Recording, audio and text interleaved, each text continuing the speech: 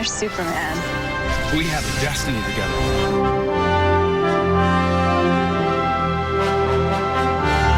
Every world needs its heroes. I believe in you. I can be their hero.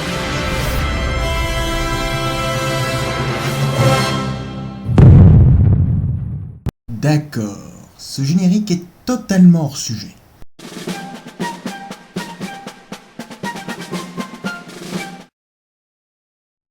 Salut tout le monde, ici le guide du nanar futé, l'outil indispensable pour éviter de vous faire arnaquer quand vous voudrez vous constituer une DVD tech. Aujourd'hui, nous inaugurons un genre nouveau, avec Vercingétorix, un nanar historique. Et pour ce faire, j'ai choisi pour me seconder un spécialiste, Chris l'anonyme. Salut. Alors Chris, comment décrirais-tu ce Vercingétorix ? Comme un film qui massacre le célèbre Arverne avec une tonne d'erreurs historiques sans parler de la réalisation absolument bâclée d'un jeu d'acteur calamiteux. Et c'est ce que nous allons voir tout de suite.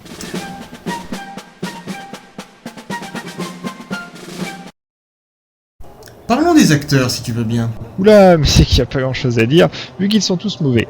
À l'image de ce Gaulois sentinelle, alors bon, pour ma part, je sais pas qui a casté les figurants, mais pour trouver des visages aussi inexpressifs, faut le faire quand même.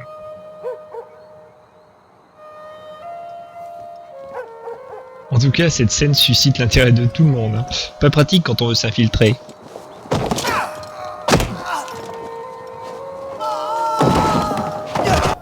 Tous les acteurs sont mauvais, tous, prenons le cas des seconds rôles. Nous voulons Vercingétorix comme chef. Oui, un peu plus de conviction serait la bienvenue, non ? Oui, ça serait mieux, mais idem pour les acteurs principaux. Pas un pour en racheter l'autre. Écoutez plutôt. Lui, il était encore plus impressionné par lui-même. Et qu'est-ce que tu es devenue aujourd'hui? Une jeune fille civilisée et instruite. Impressionnée par un général romain qui est, lui, encore plus impressionné par lui-même. Et moi je suis impressionné devant la stoïcité des acteurs capables de déblatérer des dialogues aussi absurdes. On est tous impressionnants finalement. Et maintenant, mesdames et messieurs, veuillez accueillir Christophe Lambert.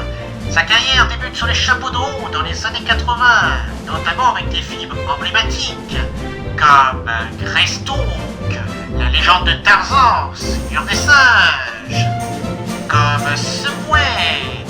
Personnellement, je préfère Subway du sandwich. De Luc Besson, qui va lui permettre d'obtenir le César du meilleur acteur, avant d'obtenir la consécration internationale avec Highlander.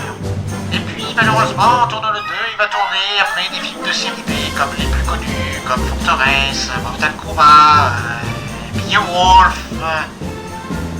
Le film Vercingétorix, super production américano-européenne, devait lui redorer son blason, mais malheureusement, ça ne sera pas le cas, parce que Lambert, comme à son habitude, nous sert dans ce film ce qu'il sait faire de mieux, du Christophe Lambert.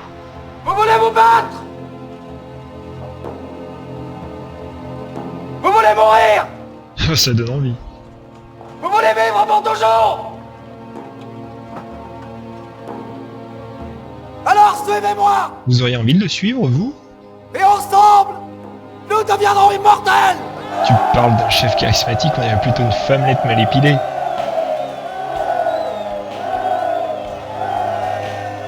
Alors il joue mal, mais il ricane aussi.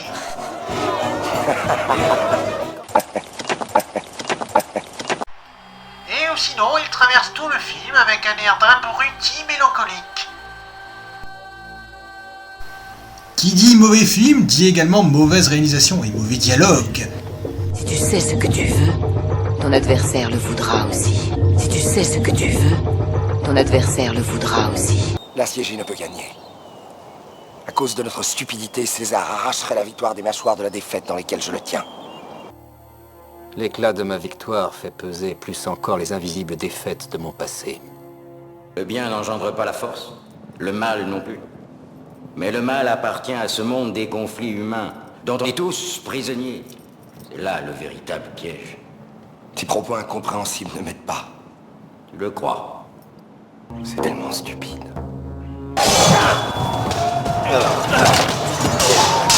Regardez-moi la beauté des gestes et des transitions merveilleusement réalisées.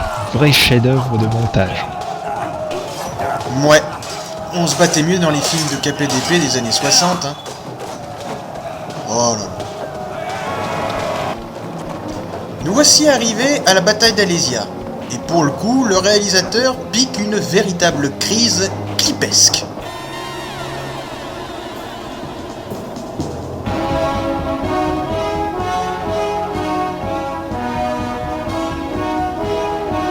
Alors à mon avis, le réalisateur ne devait avoir qu'une 50aine de figurants, mais pour faire croire qu'il y en avait beaucoup plus, il use et abuse d'un effet miroir.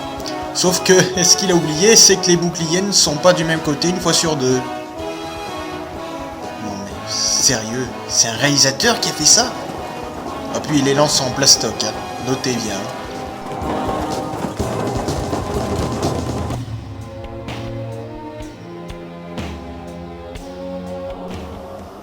La bataille d'Alésia, c'est quand même de grands moments de fou rire, hein.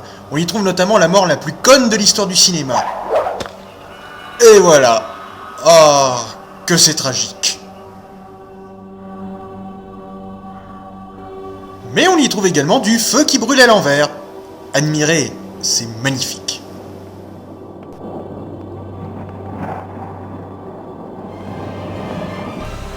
Pourtant, c'est pas compliqué de faire un film épique. Il suffit d'un bon montage avec la musique appropriée. Comme je l'ai fait.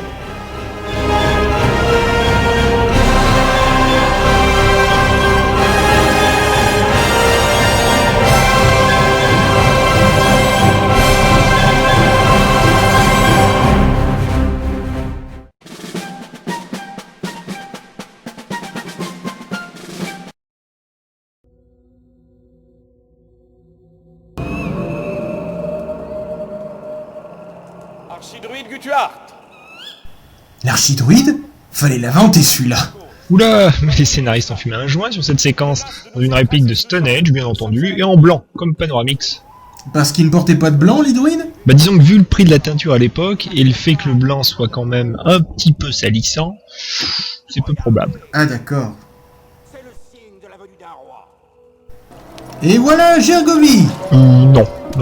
Comment non? Non, bah déjà au niveau du rempart, les dernières fouilles ont montré qu'avant la bataille, on avait reconstruit le rempart et il n'avait pas du tout cette tête-là.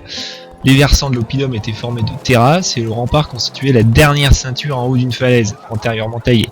En plus, le rempart bordait la majorité de la surface plane et non un cercle de quelques hectares comme on peut le voir ici. Zut alors! Mais il n'y a pas de grotte à Gergovie. Quoi? Bah non, c'est un plateau basaltique. Et dire que ce n'est que la 10e minute de film. Sans un réel savoir. Ah bah tiens, on voilà une autre. Un véritable glaive de pierre en plein cœur de la Gaule. Va te falloir suivre cette route un temps. Oui, sauf que les routes de campagne n'étaient pas pavées, celles de l'intérieur des villes et leurs abords l'étaient. Il y en a beaucoup des comme ça? Bah je sais pas toi, mais voir Vercingétorix être initié au combat par des druides, alors qu'il a fait ses clashes chez les Romains, moi, en tout cas, ça me choque. Moi en tout cas, je ne savais pas que les druides se battaient. Moi non plus. Bon bah les deux alors. Es-tu un druide? Non, j'ai choisi une autre voie. Moi aussi. J'ai choisi de servir Rome. Faux. Oui? Faux. Oui. Mais c'est qu'il insiste en plus. Oui, mais c'était surtout pour son intérêt personnel. Hé, regarde-moi ce Gaulois au casque ailé. Ah, mais c'est quoi ça? Les Gaulois n'ont jamais eu de casque ailé, ni même Macorne d'ailleurs. Faut pas croire tout ce qui est écrit dans l'Astérix. Et ça donc? Ah non, ils ont pas osé. Ben quoi, c'est le bouclier Arverne, non? Mais là encore, c'est une pure invention d'Astérix, les Gaulois ne trimballaient pas leur chef sur un bouclier. Oh non, mais regardez-moi ça.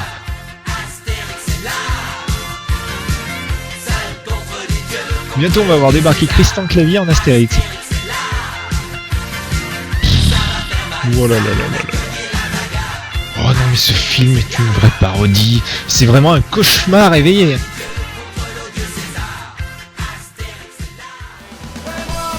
Et voilà, c'est la fin de cette émission.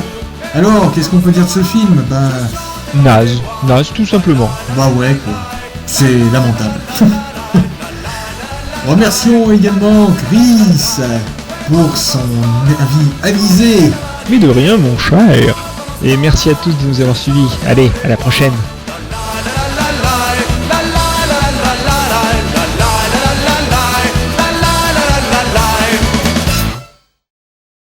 C'est tellement stupide.